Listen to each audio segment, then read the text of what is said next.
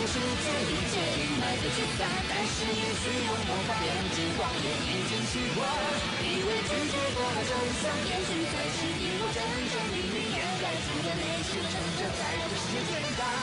希望这次经历对你来说还算愉快，但也不要任性到无法自拔哟。那么下一个旅途中的幸运日，我说不定会告诉你更加不。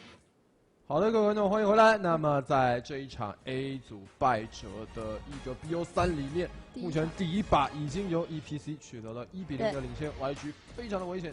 这个如果刚才我们讲说 YG 是退在悬崖边的话，现在 YG 一脚已经踏到后面去了，对，已经快要掉下去了。对啊，对，一脚已经在外边了，好，非常非常危险。 And we should be back if everything went according to plan. Again, I'm Froskurinn, joined on the casting desk with Skillfactory, and we just finished Game 1 of the losers bracket of Young Glory versus Energy Pacemaker Carries. EPC taking the first game in a best of 3. Yeah, EPC looking very dominant through the mid game there, and there was no late game, so pretty much controlling the game for the most part there. Young Glory showing the first part of their name as how young they are, and the decision making was a little off, and we saw that like right off the bat with the first dragon fight, and then V just became unstoppable on that Maokai. So we'll see if they're able to shut down and maybe focus that top lane, especially if he's going to be on a tank that's able to control the fights. And I think a big part of EPC's victory over Young Glory, again, was the camp that they put to the mid lane are not allowing Young Glory or their star play, Jiang Gun, to get his feet on the ground and to get going. Had to resolve to the split push, just couldn't find the pressure points for them, got out-rotated. Wow, I wish I could talk tonight. Out-rotated. It's... I can't even. It's okay. It's late for everybody except for the people who are playing these games right now. Exactly. Oh. But anyway, as I was saying, so we'll see if they're able to find that same style this game around, if they're going to have the heavy roam and the heavy mid lane camp, if they're going to switch it up. I would imagine that Jace is going to be taken away from EPC. But Young Glory had blue side that time around, so they had first pick and unfortunately just did not pan out for them. Yeah, it was really unfortunate. I mean, they grabbed the Maokai early. I think they had Ryze EPC first pick. Right, and they had Ryze first pick, which, Ryze didn't do poorly. I mean, he kept it with farm, he kept it with levels, he was performing in team fights, but it doesn't have that impact, early to mid lane game unless he gets way ahead. So they might try to go for a more early game team comp and just kind of throw away the late game because they didn't even look like they had a hint of late game in them that last match. And this has kind of been the story of Young Glory kind of through their departure, as it seems, from the LPL, although if they are able to come back in this series, they will manage to move on in hopes to requalify, but just lackluster ability to team fight, to find the synergy there, to have strong enough points across multiple roles that they can carry. If Jiang Gun doesn't get going, they pretty much just fall apart and look for that split push and just slowly die out. So it's unfortunate to see that also happening to them in the expansion tournament. So this is the expansion qualifiers, correct? And then they will also have a chance for the normal qualifiers after this. Is that correct? No. So this is going to decide who is going to join. I see what you're saying. China has a little bit of a hybrid system. So yes, this is the expansion, but it's also the top or the bottom two teams were World Elite Academy and Young Glory of the previous LPL split, and they're in this expansion tournament with the other teams trying to re-qualify. So there's not going to be another chance for them to try to enter. This is kind of all or nothing. Gotcha. So last chance qualifiers. See if the Glory can shine through for them right here. They definitely have the individual talent. They just really were not able to pull their team together and create the fights that they needed early on. You saw a big kind of advantage for them when they were proactively warding very deep into the jungle, and it kind of spooled off that Kha'Zix death, and that enabled them to pick up multiple towers, seemingly uncontested, and then pick up a good team fight at a tower. So I think if they're able to solidify their vision control and kind of all combine like they did before, like you saw multiple wards coming out of mid lane to control that, and those are the wards that are the hardest to stop. If your support's warding, it's easy for your other support to counter with pinks. If your jungle's warding, it's easy to kind of know where his route is and where he's moving between his buffs and into your jungle. So we'll see if they can create more vision and more opportunities to pick up the kills and snowball. And you're absolutely right. A big part of that was EPC had complete control over that red jungle. They got the very early dragon. They then immediately turned that early dragon gold into early vision gold and completely lit up that side of the map, knowing exactly where Jarvan was at every single time. I doubt that we're going to see another Maokai pick go through, so expect to see that purple side banned from Young Glory this time around. Again, Janna was actually banned the previous game, and Janna's typically the go-to counter for Maokai. Obviously, the synergy between their ultimates when Maokai twisted advance in, able to reset that fight with a quick monsoon right there. So I just felt they didn't have enough tools to deal with how fed that 8, 0, and 12 Maokai got. Oh yeah, he was so far ahead. He probably couldn't see them in his rearview mirror at the point of the mid game even. And we'll see if they, there's an opportunity right here for EPC to actually bait out some bans. So if they bait out a Maokai ban and they decide to pick up the Gnar ban, and or what was the other top lane ban? They had 2 top lane bans. Gnar and Rumble, right. So they might be able to snag one of those first pick. And both those champions are they don't really have really hard counters other than some really off picks, like Gnar gets countered by Pantheon, and the chances of you seeing a Pantheon top are pretty low because he doesn't have the same impact on the enemy team when he's stuck up in the top lane. So we'll see if they actually bait out the Maokai, they get the Maokai ban, and then are able to solidify that first pick Rumble or first pick Gnar if they wanted to grab one of those, top lane or team fight bullies. I would also like to see Yancer, the Young Glory support, prioritize a disengage, because unfortunately, again, just 0 tools to really deal with EPC and their engagements, that acceleration gate. So expect to see the Jace ban taken away, Zilean. Let's kind of roll our dice on these bans. I expect Zilean, Jace, Gnar, Maokai. What, I got 2 more bans? Yes. Where am I gonna go? Lee Sin and... I don't know. I'll go 5 for 6. Okay, I'm thinking Zilean, Jace, Janna, Gnar, and then possibly a Kha'Zix ban, and then them picking up Lee Sin first pick. I'm going on a limb here. Everybody loves Lee Sin. It seems like he's got he doesn't have 2 arms and 2 legs. He's got 4 legs. He's all over the map. He's drop kicking everything. And so we have the Rumble, we have the Gnar ban, so they're not going to go for the early Rumble pick. They're going to ban out their own Jace. Really respecting that, though, but we are, 2 for 6 so far, and this time around it's EPC on the blue side, Young Glory on your red side. EPC. These bans are really going to separate us right here, these next 2 bans. This is where we... Zilean. So we have the Zilean. Okay. We're 3 for 4. Where did we start separating? You said Janna, I didn't say Janna. I did say Janna. Oh, he got the Janna. Yeah, so now I'm up 1. Oh, I don't said think Maokai. they want us to pick Rumble. I said Maokai. Yeah, you said the Maokai ban. Did not give them first pick Maokai. Come on, Young Glory, don't. Let's see, Kha'Zix and I are just sweeping this. Rengar, they went with another Rengar ban. Come on, oh. They're scared of the Rengar. I think you won by Lee default. Sin first pick. Yes. So disappointed right now. Okay, since Lee Sin was first rotation, they have to pick up this Maokai in their second rotation of pick spans.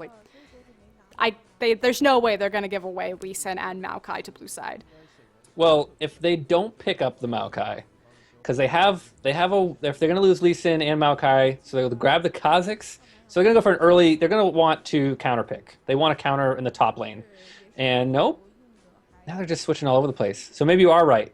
I was going to say, there's no reason there's no reason to pick up the Kha'Zix here because they already see the Lee Sin, and unless Lee Sin's going to go mid or top or something crazy like that, they don't need to expend the jungle. So I like the fact that they're taking away the Leona from Super Cat. Yeah, they're going with the Leona, but, it leaves up, they don't have the Janna. So Janna, the direct counter to Leona. I mean, if you're good with Janna, you can actually stop her before she can, Zenith Blade anywhere. So it looks like they're just going to try to pick out each other's champions. See if we see like a complete, like 180 where they actually swap most of the champions at select as the Thresh and Corki get locked in. And this is actually really smart. So you did talk about how Janna is kind of the counter to Leona if you timed well with the NATOs. Likewise, same thing with the Flay right there if you're good enough. I like the fact that Energy Pacemaker carries, they decide to pick up their bot lane to really hold and to find the counter pick with either their mid or their top lane. Yeah, so they really did. They're going to give 2 counter picks now to the mid lane. So if the mid lane isn't able to really make something happen this game, they're going to have a lot of trouble because you can really pick, it's going to need to be an AP mid lane, right? Because if you don't go with an AP mid lane and you're relying on the magic damage, the small amount out of the jungle and support, and then Maokai, who's like very mediocre in his magic damage. So, expect an AP mid lane and going to be countering a Syndra. I'd like to see something like a Fizz. I'd like to see a double threat of the Fizz Vayne, and that just be something crazy scary. You can't go for the Fizz because the Vayne's going to kill you, and if you don't go for the Fizz, he's going to kill you. So I would love to see that type of double threat, but I'm not sure if he's going to pull something like that out. I do have to talk about what the Vayne pickup means for Shenlong. It is a huge comfort champion for him. He's pretty much known as only being able to play Zed. Or excuse me, Vayne. I was expecting the Zed to come out from Jiangan, but now he's hovering the Xerath. Yeah, I don't think they want to go without the AP, so they will have that long-range poke. That's a risky skill matchup. I mean, obviously, you have a little bit of range on Syndra. Syndra's Scatter the Weak, however, is incredibly long. She has the highest single target burst damage in the game, so if she does catch you with that, she just has to click on you, whereas Xerath, all of his damage is through skill shots, so has the potential to put out sick, disgusting damage, but you have to make sure that you can land it. Yeah, I'm not sure how well he did in gym class, but dodgeball is going to play directly into his career as a pro player because he needs to pick up this game right here and bring it to game 3 to even qualify and compete past this point right now. So it's all going to be on a lot of it's going to be on his Xerath. A strong Xerath mid-game can shut down any other Fed lane that they have to deal with and delay them to where they can get the farm and create an even 5v5. It also prioritizes objective control, so really focusing on making sure that they can contest these dragons and not give away every single one for free. And then likewise, it's very easy to farm from Xerath passively and safely, and especially because of the camp that EPC gave him last game. So I like the fact that he is changing up tactics a little bit. Yeah, it's good to see that they're not trying to kind of, beat the dead horse and go for the same thing again and be like, well, it didn't work out that time. Let's not change anything. I do like to see teams that always go into the second game with an adaptation, which a lot of it comes, from a quick conversation with your coach and a change of strategies. If you only have one play in your playbook, you're not going to be very hard to predict. And somebody, even if it's the best play in the game, somebody will find a play that works against it. And another really nice thing is the mentality going into this. So a lot of teams will kind of drop the ball when they're into a series and they'll try to, last game of the series, this is your last chance. For sure, this should go to late game. And I like the fact that Young Glory recognizes this and they pick a lot of hyper carries and a lot of late scaling talent. Yeah, it's going to be, with a Vayne, you're always worried, like, if this game goes past 30 minutes, we always have to worry about, one champion just picking us all off. And she has a great front line. She has Kha'Zix, which is a jump-in threat, which if he dives in, he has to be dealt with. They have Maokai, who's that frontline tank, who's able to keep people at distance, CC them.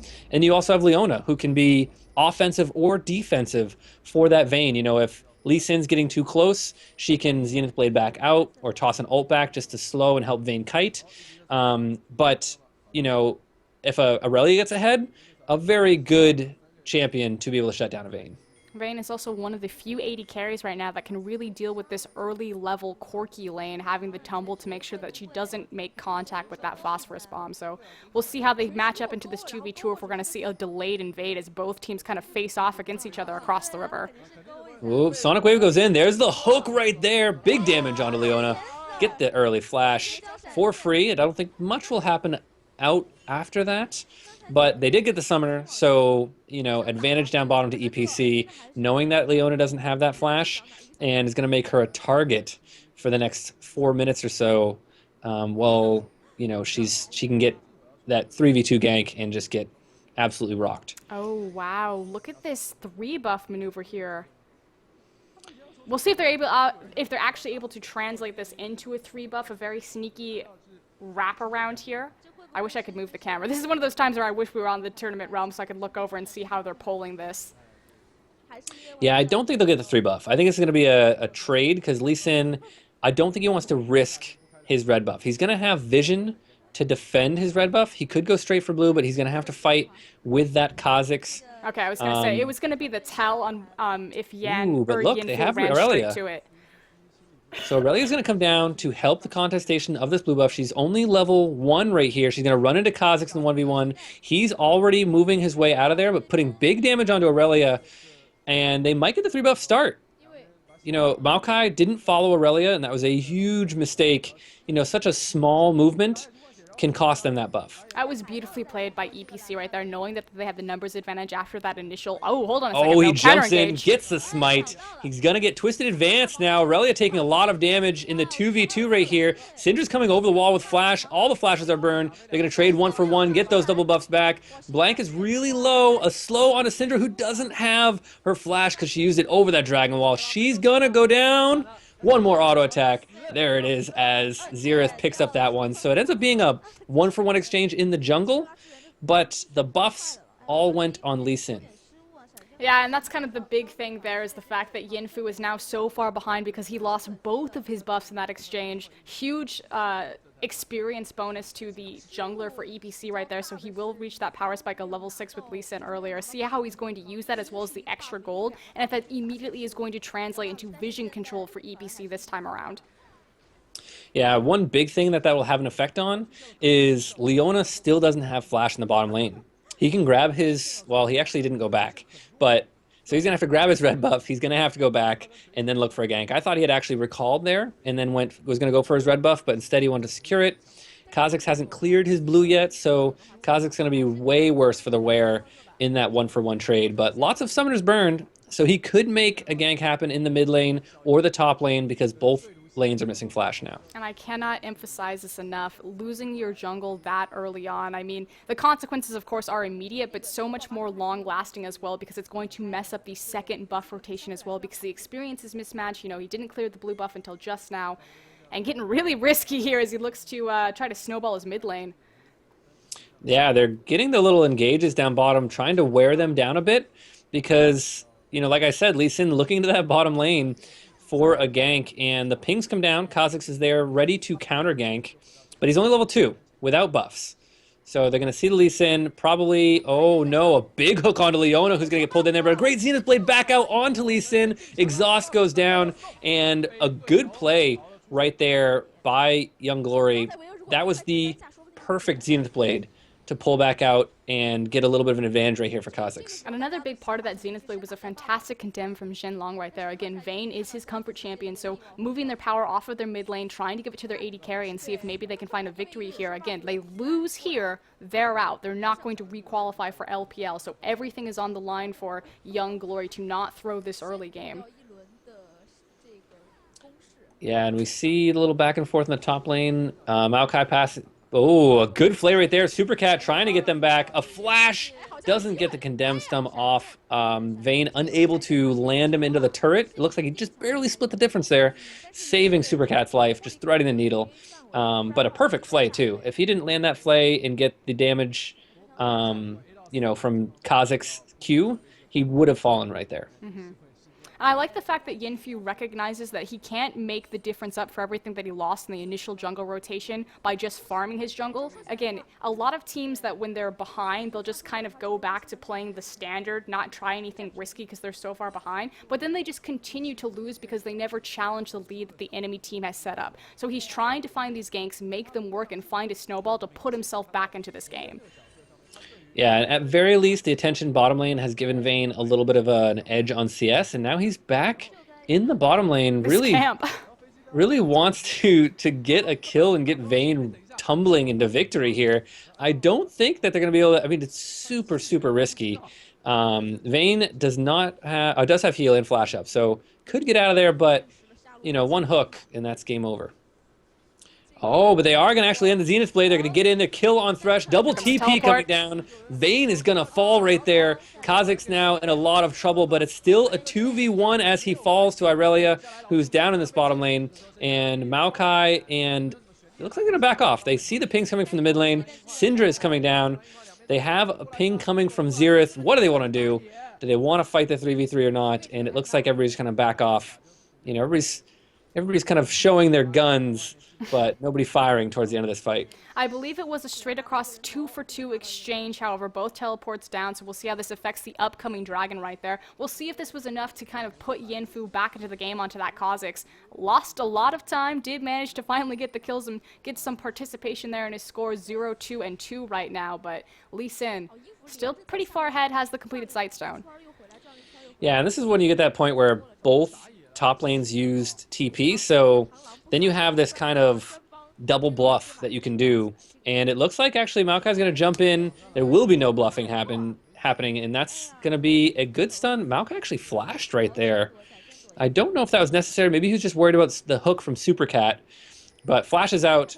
And what I was going to say is that when you actually recall, do you go straight for Dragon and create that 4v5, or do you go back to the top lane? We do see Aurelia in the top lane right there as Shen Long's kind of chased off his lane.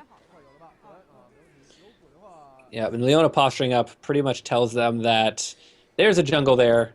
Let's not fight this 3v3 now that we don't have the advantage. Cooldowns are very, very long early on, so if you waste that hook and don't land it, or you waste your flay, you are pretty much dead in the water for more than 10 seconds. Second jungle rotation should be starting up here relatively soon. The fact that Yanfu spent so much time in the bot lane pretty much helped even him out on experience, if maybe punished his bot lane slightly. The answer, though, finds Supercat. Yeah, and they're going to jump in on Supercat. They get the stun off. The counter hook comes out, and it's not going to land. So once again, everybody kind of falling back. They've been trading kills back and forth, but pretty much staying even right here. They weren't able to... They worked really hard to try and get that advantage when they had the summoners down, and weren't able to do so. They just cannot translate this kill lane into kills, really. I feel like he's ganked this lane 7 times in the past 9 minutes. Again, sitting in that side river, so much time spent just standing in bushes. Oh, and there's a solar flare from Leona. She does go in and gets the follow-up stun, but gonna get hooked under the tower right here. Takes a few shots, ends up walking out. Kha'Zix once again waiting in the river just in case things go a little bit worse than they already have. Lee Sin was very, very low and unable to get into that fight. And now it looks like Maokai gonna jump onto Syndra and back off. So a lot of almost kills happening now. Just kind of poking the heads around again. It is the final game for Young Glory. They can't afford to allow an early snowball.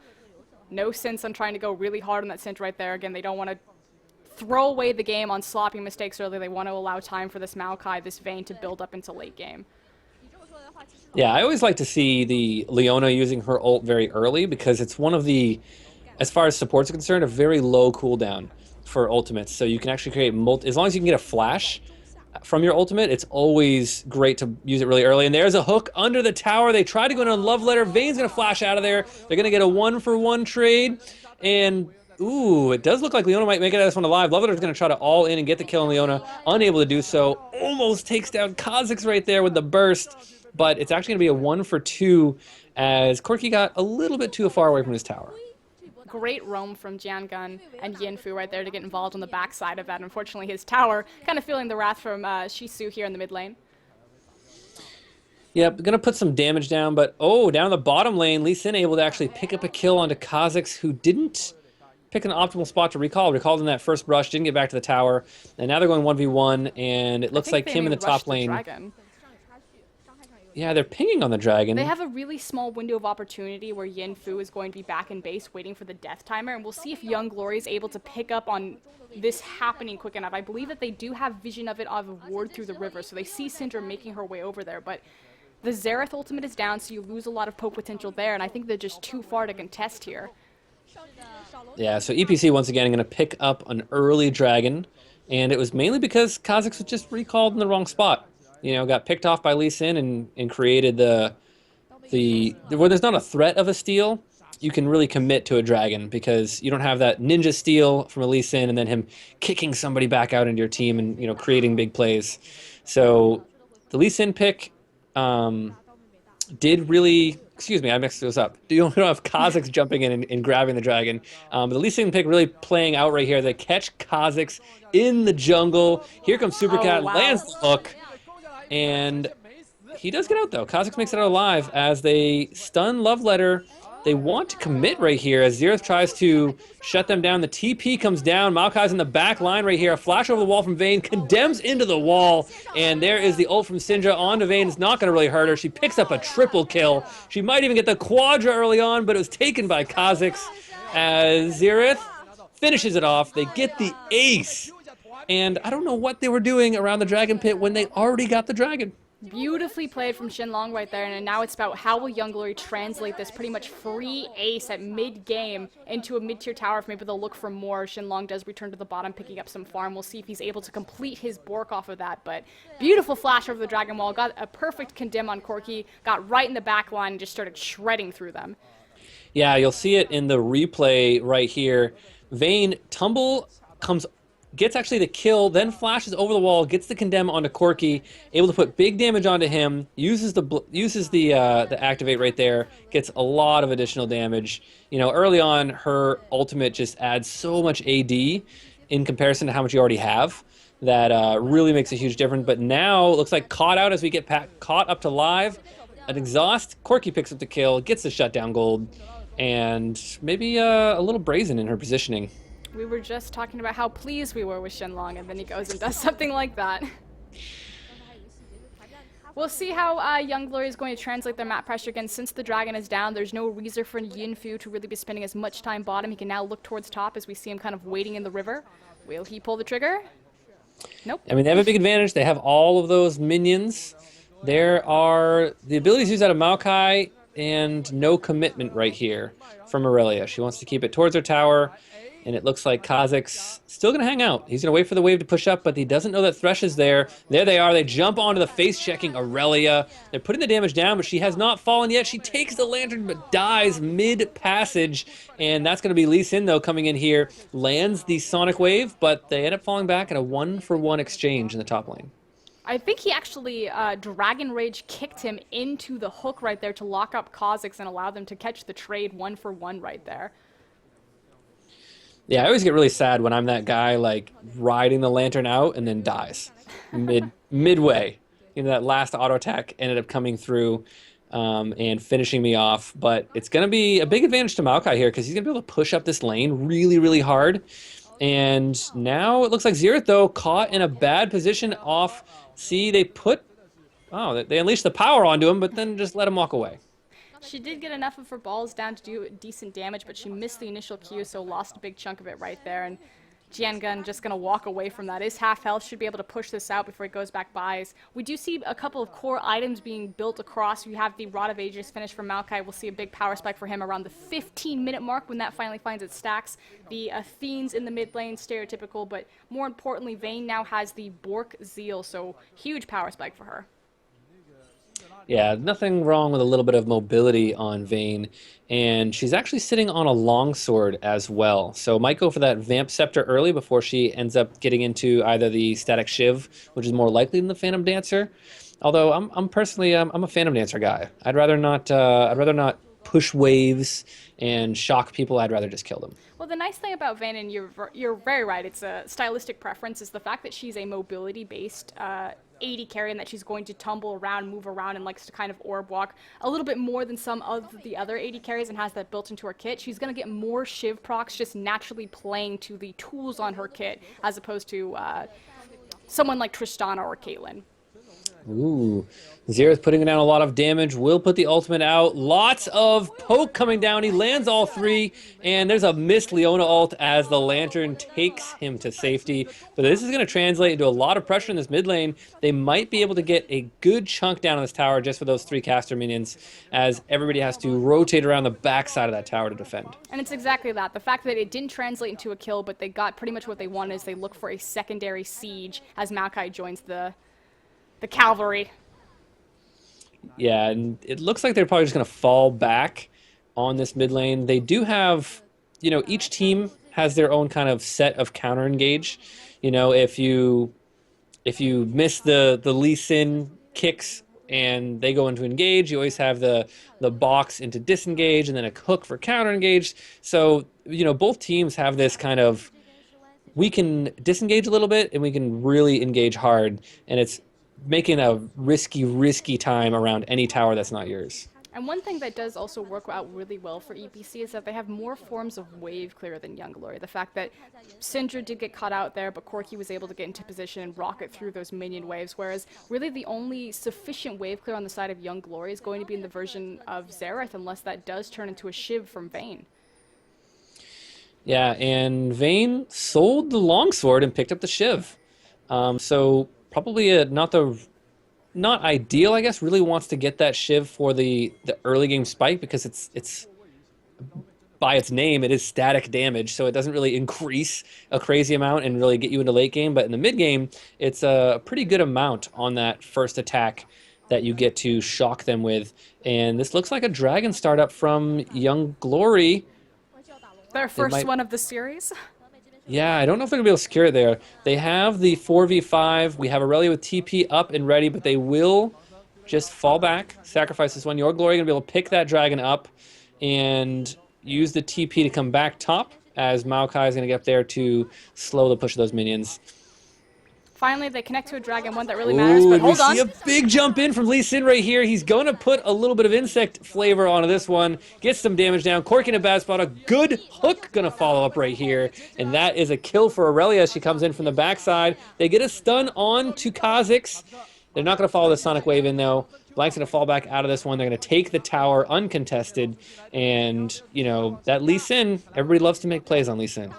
Beautiful pick right there from EPC, translates into 2 immediate towers. We'll see if they're able to do anything else, especially with that top wave pushing up there, but it looks like everyone's just going to back off, spend their global gold, come back and reset.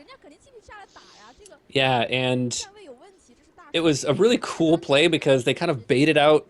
You see pink ward baits all the time, but they're very rarely on that last auto attack, and he went and shielded the pink ward, landed the resonating strike, and then followed in and created kills. I actually didn't think they were going to get the kills until I realized that Aurelia was behind them. Obviously, just walking from the top lane right there, very nicely played.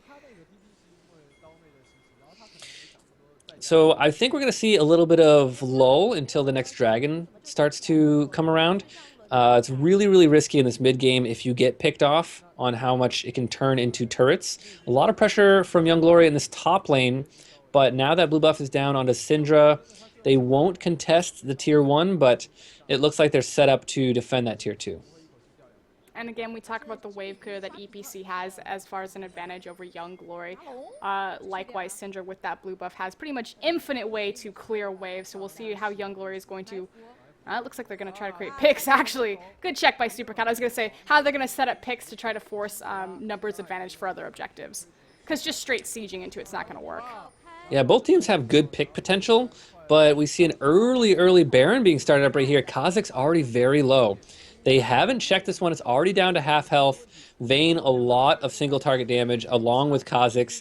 They finally get an idea that's going on right here. Xerath puts a good amount of damage down. They're going to blow the ult early, and the Baron is going to go down. Vayne picking that one up, jumping into the fight as the TPs come out, and it looks like a cleanup right here. They're just trying to lock down the kills. They can't finish them off, and actually Maokai will fall from jumping in. They're not making good decisions right here in this team fight.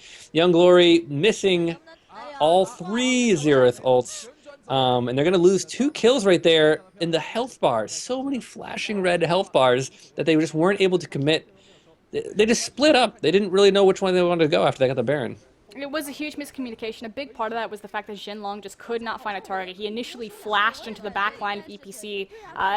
Probably only survived the fight because the scatter of the weak just barely grazed him and didn't connect with the stun right there, so he was able to reposition himself and walk out. But in the time that it took him to reposition, he lost about 4 seconds of just damage that Vayne could have been going in, especially because his ult was procced at the time. So big misplay from Vayne that allowed those 4 carries of EPC to walk away. Yeah, it was like Zhenlong and Kim were on the same page, and then the Yinfu and Daijan, was that right? Were like... John Gunn were like on the exact opposite page. So you're gonna watch the replay here. Leona comes down, she falls right away, and you see Vayne go in, and then you see Maokai saying, "Oh yeah, let's go in. Vayne's right there." So Maokai goes in, and then the Kha'Zix decides to turn around for Aurelia along with the Xerath, and then they're just like, "Well, now we can't get any kills. We didn't go one way or the other, so we didn't pick anything up." My favorite moment is Shenlong just kind of standing in the middle of the Baron pit, just wondering, what happened, guys? I thought we had this. I mean, 2 kills for Baron, I'd trade that in any game, but it's really going to depend on... They did keep the Baron on their carries, AP and AD people. carry, so the important people, especially Xerath, now that it's still, you know, mana regen, and there's Xerath getting hooked. So forget about Baron buff on him. That's a big pick right there from Supercat on this Thresh. They get a stun onto Leona. They're going to try to follow this one up. A good flash over the wall, though. Perfectly timed. And she'll miss all the abilities. And now the Baron buff's pretty much negated. And Young Glory just, again, failing to move their vision around. EPC has always been one step ahead and coming out pretty much on top on this first game, or the first game as well as the second game, just because they've been managing their vision control better and they play it with the pick comp more, or they execute it with the pick comp. Yeah, I mean, if you're able to land hooks on solo targets mid-game, it really doesn't matter who they're on because everybody is a target at this point in time. You can't hook a wrong target if they're far away from their team. You know, even if it's Maokai, you're going to be able to get a summoner off of him or take him low enough that you can siege up that tower right after. You know, sometimes you don't always have to get the kill, as long as you can get, you know, disengage ultimates, people trying to save his bacon when he's caught out in the frying pan, and Supercat really playing that Thresh to a T. See if Young Glory is able to make a siege happen here, again trying to siege into the wave clear potential of Corki and Syndra. They mostly want to find these picks with their composition, but need to lay down some vision to do so. Yeah, and you know, the scary part about Xerath is that you can get somebody to half health and then finish them off with the ultimate if you're able to land it. So he creates... There's a disclaimer on there. He has hit 3 for 3, and then he's also gone 0 for 3.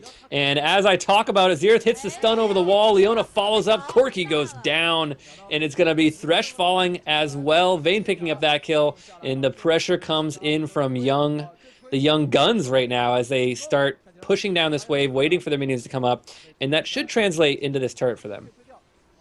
Syndra is still up, so they do have the wave clear right there. We'll see if she's able to kind of step forward, obviously respecting the reach that Xerath is going to put onto that tower.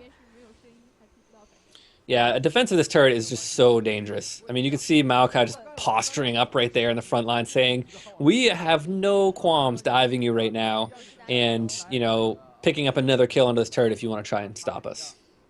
They take the tower, immediately back. We'll see if EPC is able to connect with a counter engagement. Aurelia looking thirsty, but everyone seems to be rotating towards the dragon. It could see a 5v5 here for this next objective. Yeah, they're all a little bit low. They don't really have all the ultimates. And there it is. Lee Sin gets in with the steal, gets back out with a flash. They're going to get a hook onto Maokai right here. Drops him ultimate or not. And EPC, once again, finding the picks they need.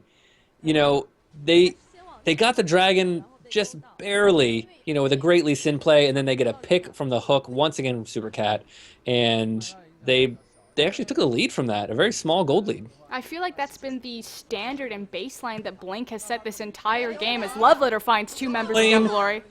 Ouch. Ouch. The CC was a little bit too much. Tried to pick up a kill right there, but, you know, Xerath still had flash, so he did not feel like he was in that much trouble at the moment. And, you know, EPC, they get a pick, they fall back, they get picked, you know, really back and forth in this mid-game, and it's anybody's game right now.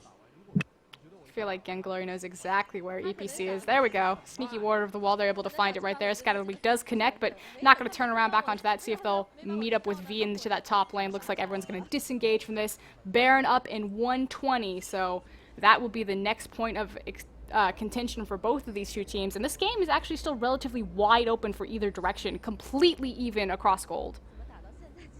Yeah, and for this Baron, we're pretty much going to see everybody's ultimates up. We're going to be missing a couple flashes, but the prep is going to be all there.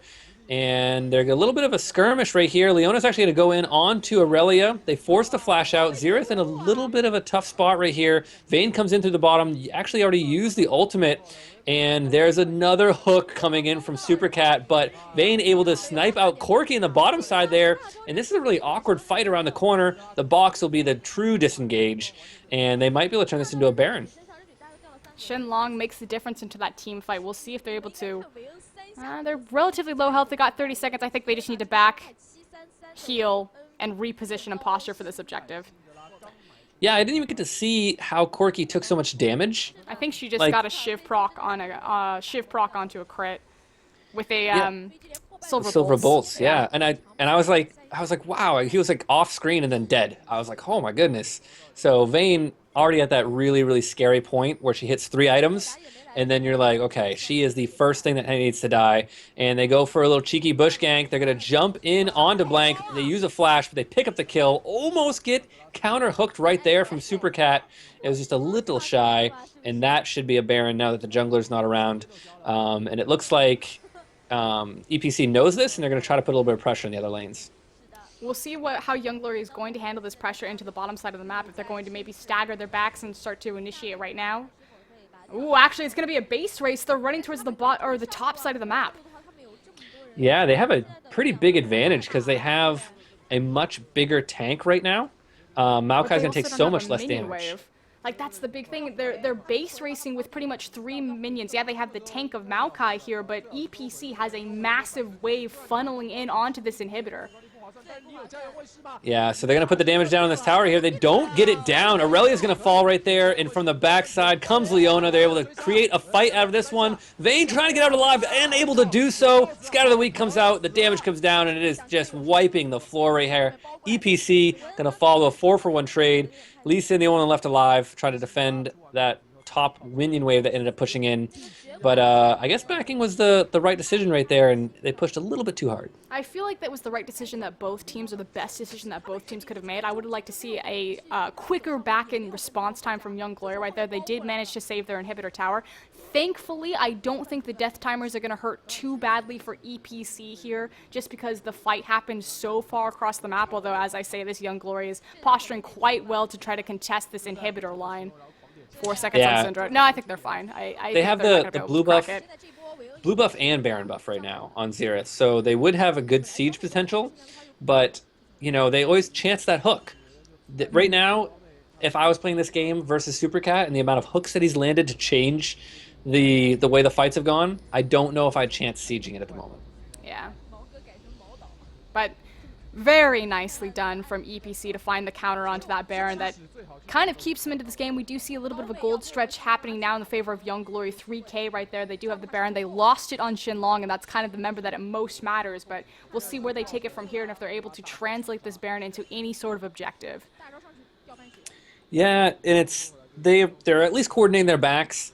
They don't really have the minion wave for Maokai to actually push up and be a threat with TP yet, because it's kind of an advantage of EPC right now, who had the backs and got to push the lanes back up, and now they're going to look for another pick.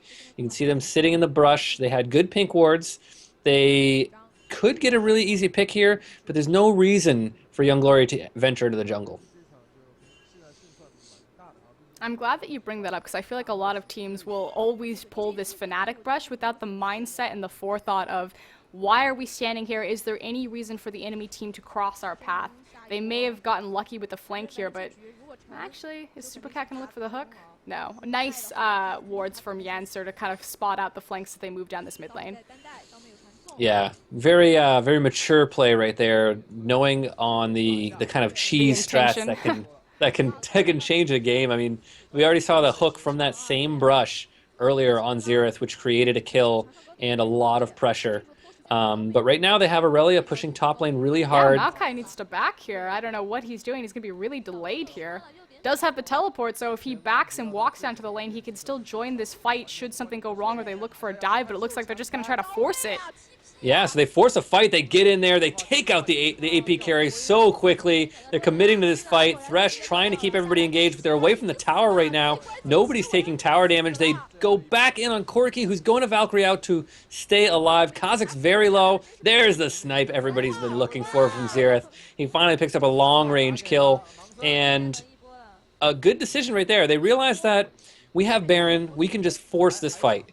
They waited for one minion to take a hit, who actually died right away, and they took tower hits like so early in that fight, but they just pushed them back so hard with the hard engage and created the fight, and it looks like they're going to try to end it right here. Huge miscommunication from EPC right there. There was no reason to fight for the tower, especially if they're going to try to go for the 4-1 split push. They should have just backed off, given the free inhibitor, and tried to trade inhib for inhib on a Baroned up team.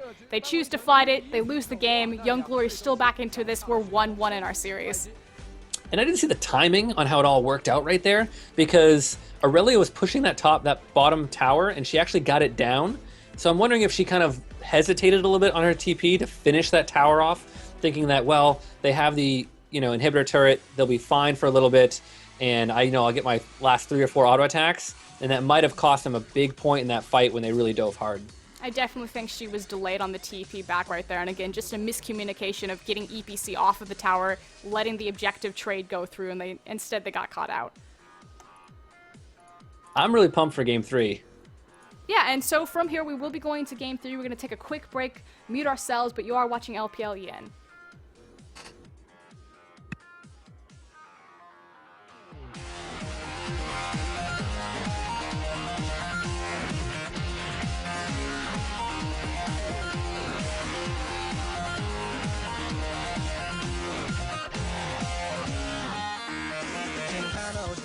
头领倒挂，变出眼微亮。三波半波幕被敌人中荒，梧桐漫缠绕着忧伤。在这一退去后留下的惆怅，被抛弃的一切醒过来。夹缝中的黑暗，血之朝夕般蔓延开。谁的欢喜诱惑懦弱，任性去遗忘。被埋葬的无数，让你撕裂肢体空壳。以死亡为赌注，才是进化的仪式。花开的静脉，金钱决定落成，无法自拔。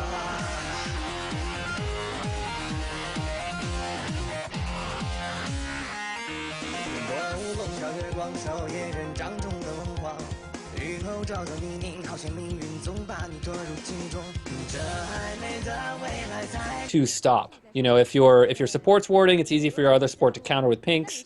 If your jungle's warding, it's easy to kind of know where his route is and where he's moving between his buffs and into your jungle. So we'll see if they can create more vision and more opportunities to pick up the kills and snowball. And you're absolutely right. A big part of that was EPC had complete control over that red jungle. They got the very early dragon. They then immediately turned that early dragon gold into early vision gold and completely lit up that side of the map, knowing exactly where Jarvan was at every single time. I doubt that we're going to see another Maokai pick go through, so expect to see that purple side banned from Young Glory this time around. Again, Janna was actually banned the previous game, and Janna's typically the go-to counter for Maokai. Obviously, the synergy between their ultimates when Maokai twisted advance in, able to reset that fight with a quick monsoon right there. So I just felt they didn't have enough tools to deal with how fed that 8, 0, and 12 Maokai got. Oh yeah, he was so far ahead. He probably couldn't see them in his rearview mirror at the point of the mid game even. And we'll see if they, there's an opportunity right here for EPC to actually bait out some bans. So if they bait out normal qualifiers after this. Is that correct? No. So this is going to decide who is going to join. I see what you're saying. China has a little bit of a hybrid system. So yes, this is the expansion, but it's also the top or the bottom 2 teams were World Elite Academy and Young Glory of the previous LPL split, and they're in this expansion tournament with the other teams trying to re-qualify. So there's not going to be another chance for them to try to enter. This is kind of all or nothing. Gotcha. So last chance qualifiers. See if the Glory can shine through for them right here. They definitely have the individual talent. They just really were not able to pull their team together and create the fights that they needed early on. You saw a big kind of advantage for them when they were proactively warding very deep into the jungle. and it kind of spooled off that Kazakh's death, and that enabled them to pick up multiple towers, seemingly uncontested, and then pick up a good team fight at a tower.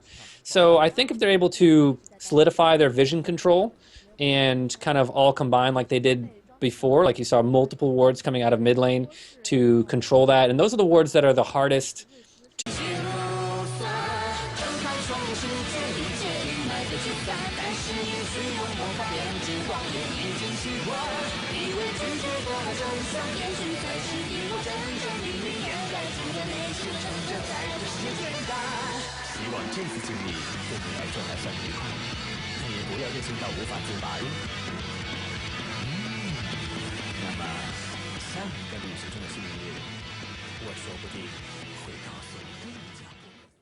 好的，各位观众，欢迎回来。那么在这一场 A 组败者的一个 BO3里面，目前第一把已经由 EPC 取得了1比0的领先 ，YG 非常的危险。这个如果刚才我们讲说 YG 是退在悬崖边的话，现在 YG 一脚已经踏到后面去了，已经快要掉下去了。对啊，对，一脚已经在外边了，好，非常非常危险。对，他们的队伍很明显的表现出来。And we should be back if everything went according to plan. Again, I'm Froskurinn, joined on the casting desk with Skillfactory, and we just finished Game 1 of the losers bracket of Young Glory versus Energy Pacemaker Carries. EPC taking the first game in a best of 3. Yeah, EPC looking very dominant through the mid game. Did not pan out for them. Yeah, it was really unfortunate. I mean, they grabbed the Maokai early. I think they had Rise EPC first did. pick. Right, and they had Rise first pick, which Rise didn't do poorly. I mean, he kept it with farm, he kept it with levels, he was performing in team fights, but it doesn't have that impact, early to mid lane game unless he gets way ahead. So they might try to go for a more early game team comp and just kind of throw away the late game because they didn't even look like they had a hint of late game in them that last match. And this has kind of been the story of Young Glory kind of through their departure, as it seems, from the LPL, though if they are able to come back in this series, they will manage to move on in hopes to requalify, but just lackluster ability to team fight, to find the synergy there, to have strong enough points across multiple roles that they can carry. If Jiang Gun doesn't get going, they pretty much just fall apart and look for that split push and just slowly die out. So it's unfortunate to see that also happening to them in the expansion tournament. So this is the expansion qualifiers, correct? And then they will also have a chance for the and there was no late game, so pretty much controlling the game for the most part there.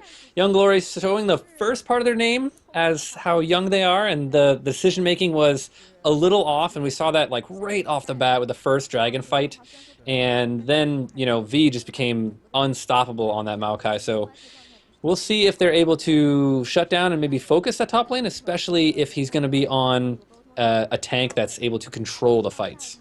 And I think a big part of EPC's victory over Young Glory, again, was the camp that they put to the mid lane are not allowing Young Glory or their star play, Jiang Gun, to get his feet on the ground and to get going. Had to resolve to the split push, just couldn't find the pressure points for them, got out-rotated. Wow, I wish I could talk tonight. Out-rotated. It's... I can't even. It's okay. It's late for everybody except for the people who are playing these games right now. Exactly. Oh... But anyway, as I was saying, so we'll see if they're able to find that same style this game around, if they're going to have the heavy roam and the heavy mid lane camp, if they're going to switch it up. I would imagine that Jace is going to be taken away from EPC, but Young Glory had blue side that time around, so they had first pick and unfortunately just didn't